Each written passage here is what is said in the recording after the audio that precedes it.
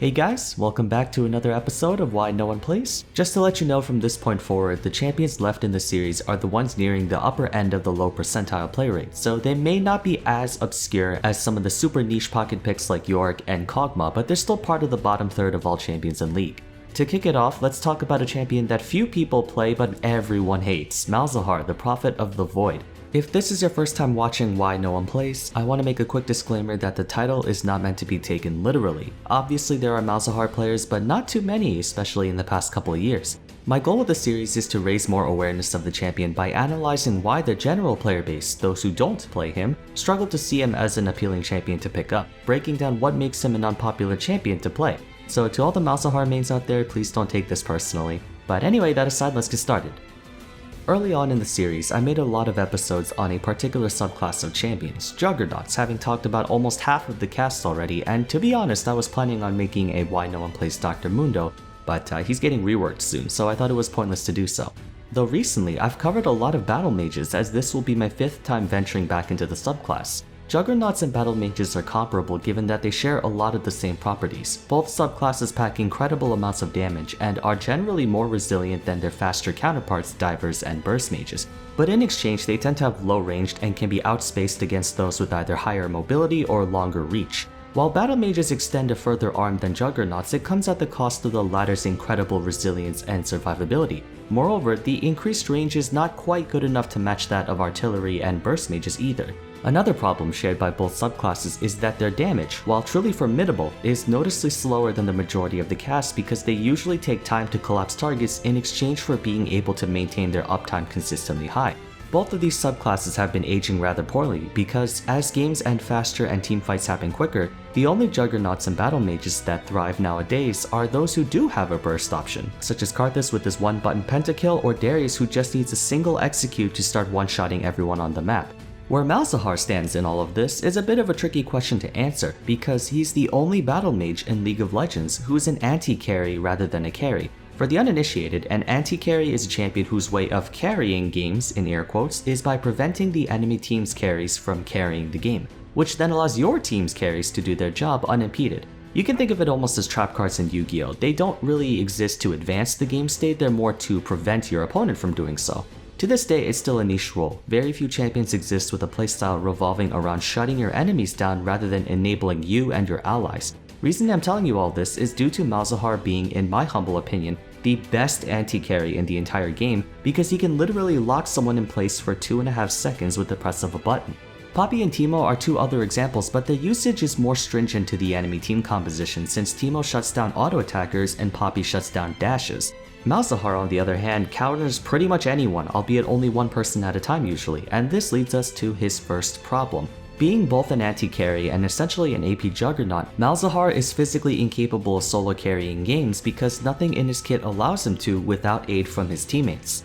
He's one of the few mages in the game who can silence enemies and one of the only champions in the game with a suppress, making him extremely valuable against fast ability casters like divers and assassins since all it takes is one Q or ultimate to completely disrupt their execution. But that's his entire kit. Malzahar has no form of initiation unless you count flashing and ulting someone who walks up a little too close. But unless you're using it to pick someone off, you should definitely not be the one to engage in a teamfight or a skirmish. Not every champion needs to be able to engage fights on their own, that is the main purpose of vanguards and divers. But generally speaking, most if not all offensive mages can apply an enormous amount of pressure either by poking targets out from afar or being a threatening solo presence, especially in 1v1s. Due to how he plays, Malzahar has to wait for either his own team to engage or for the enemy team to engage on him. Up until that point, he isn't really able to administer any pressure aside from tossing a Q every now and then. Unless he's against a team composition that he completely counters, it never feels like he's one of the sole catalysts for his team's victory, given how mid laners are usually the main carry outside of ADC entering the mid to late game. He can contribute very much to a team's win condition, but it never feels like he is the win condition. Malzahar plays in the mid lane but feels more like a support. His abilities are designed to disable the enemy team, which is normally what supports do, which is also why he's sort of a very popular champion for autofills. Popular champions often come with at least one bread and butter combo, such as ZWEQ, REEQW, Anivia Q and E, things like that. While it may seem like simply mashing buttons, these patterns work because they can be used at any time during the neutral game, not requiring any set of conditions to be met. forcing an advantageous interaction between you and your opponent is a quality almost all high pick rate champions share, while those with low pick rates don't. Malzahar is one of those champions whose abilities are still a product of League of Legends' old attacker design, 3 damaging abilities that you sort of sling one after another. He lacks a quick application trade combo because he inflicts damage over time. All he can really do in neutral is push the wave and occasionally throw some damage on you, much like a poke mage. Only he's not a poke mage due to his range and lack of skill shots outside of his Q. His abilities do have interactions with one another, but none of them allow him to do anything beyond inflict damage, very impractically I might add. Malefic Visions, or Space Aids as everyone likes to call it, is his core pressure, applying damage over time to a target and restoring mana while spreading another instance of Malefic Visions to a nearby target, and it refreshes his mana upon kill. One cast of Malzahar's E is enough to push an entire wave, and if the enemy laner doesn't pay attention to their positioning, they can also receive chip damage, but not much else. As for the rest of his abilities, Void Swarm summons a bunch of little bugs that start attacking anything that moves, just like Yorick's ghouls. Malzahar can direct these voidlings to attack his specific champion by casting Malefic Visions or his ultimate. Getting 3 or 4 of them on someone can lead to massive damage rather quickly, making W his main DPS tool. Finally, his Q, Call of the Void, is a skill shot that deals magic damage and silences enemies, while also refreshing the duration of Malefic Visions, meaning if an enemy champion is taking burn damage, you can cast your Q right before it wears off to extend it at no additional cost. But while his Q and W theoretically work off of his E, they don't make it easier for you to apply one or the other because your ultimate is the only available source of lockdown to enable your voidlings to start biting on a target for free. Silence is a very effective disable tool, but it doesn't immobilize the target, meaning they can simply walk away from you and they'll be fine. In essence, Malzahar's combo is strictly worse in application compared to someone like Yorick, who's not that much better but still has some cohesion enabled. For example, Yorick can summon his ghouls, then toss a glob of mist using his E to an enemy champion, which not only slows them down, but allows his ghouls to instantly jump on the target. You can then use Dark Procession, his W, to trap the target in place, so they're forced to take a lot of damage from you and your ghouls until they escape. For Malzahar, the only time he can easily apply a trade combo is if they're attacking him first, once again defining his status as an anti-carry. In any given situation, if he walks up to a target to cast his E, chances are they're going to run away to avoid taking further damage from his voidlings, which can chase you out of lane for sure, but not do anything else. He's too reliant on his ultimate. In my Kennen video, I talked about how having a super ultimate is both a blessing and a curse, because without that ultimate, you struggle to exert any impactful pressure. But Malzahar has a very unique problem in that his super ultimate, while beating out any other lockdown ability by leaps and bounds, also locks himself down. If you're looking to suppress someone for the full duration, you're technically suppressing yourself. Why this is such a bad thing is that it makes you a very easy target in skirmishes and teamfights because whoever you aren't pinning down can completely attack you for free, making you one of the easiest champions in the game to 2v1 since you literally can only focus on one person at a time. Nethergrasp is hated for being the mightiest Uno reverse card in League of Legends, and it definitely doesn't feel good to be on the receiving end of a suppress that lasts almost 3 seconds.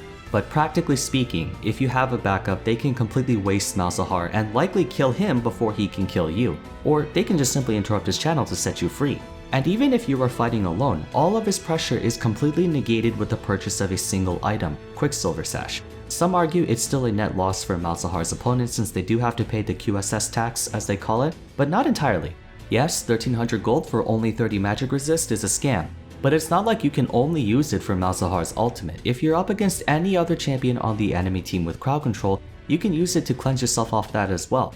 Malzahar gets crippled from QSS the most because that's the only ability he can use to hold someone in place for his voidlings to do their thing. Since outside of suppress, an enemy champion can simply kill the voidlings or run away from them given how squishy and slow they are. However, I will say that Nethergrasp does put you in a more advantageous position than your opponent because, hypothetically speaking, if you and your jungler were to fight the enemy mid and their jungler, your duo can quickly lock down whoever is the most threatening and kill them right away before turning on the survivor.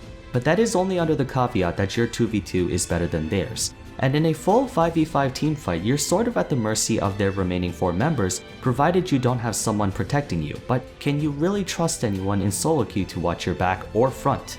It's extremely counterintuitive as a battle mage to leave themselves wide open because their goal is to survive a fight for as long as possible to ramp up their DPS. What's more problematic is that Malzahar is the slowest battle mage in the game when it comes to dealing damage. Now, don't misunderstand, I'm not saying he's weak, Malzahar can reach some of the highest damage per minute out of any champion in the game period, but not damage per second because he takes way too long. Battle mages aren't as bursty as the likes of Syndra or Zoe, but they can still lay down the hurt in a short time frame. A single Ryze EQ late game can do 1000 damage, or Victor's entire combo can one-shot a squishy. Vladimir can chunk entire teams with a single cast of his E and ultimate.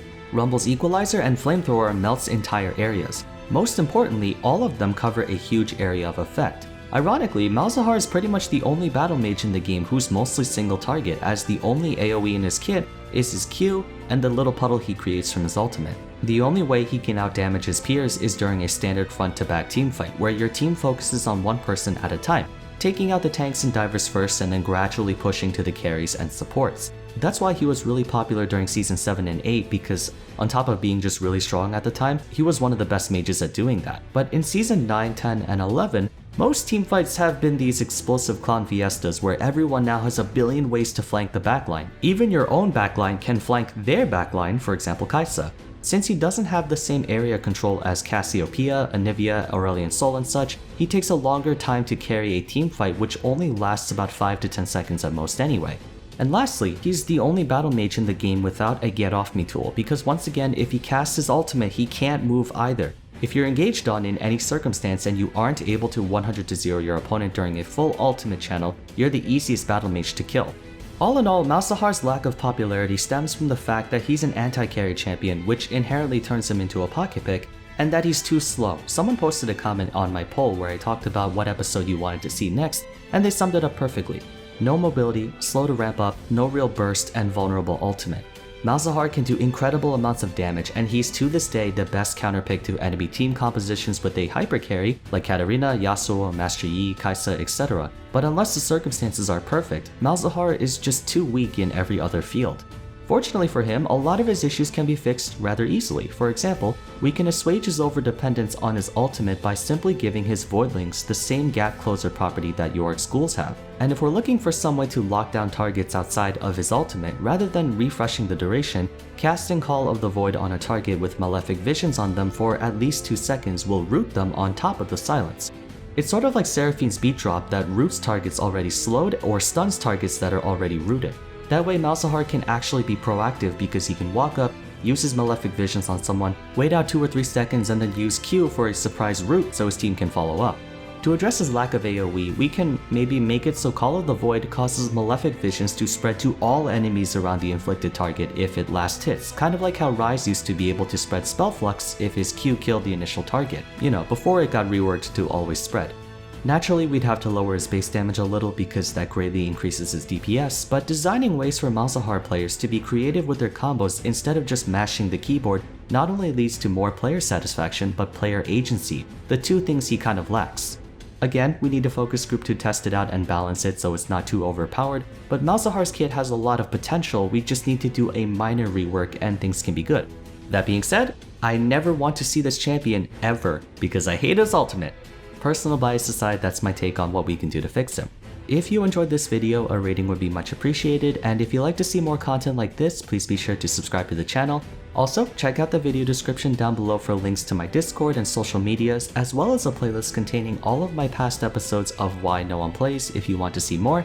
But that's it for today, thank you all so much for watching, and I'll see you again soon for the next one. Take care.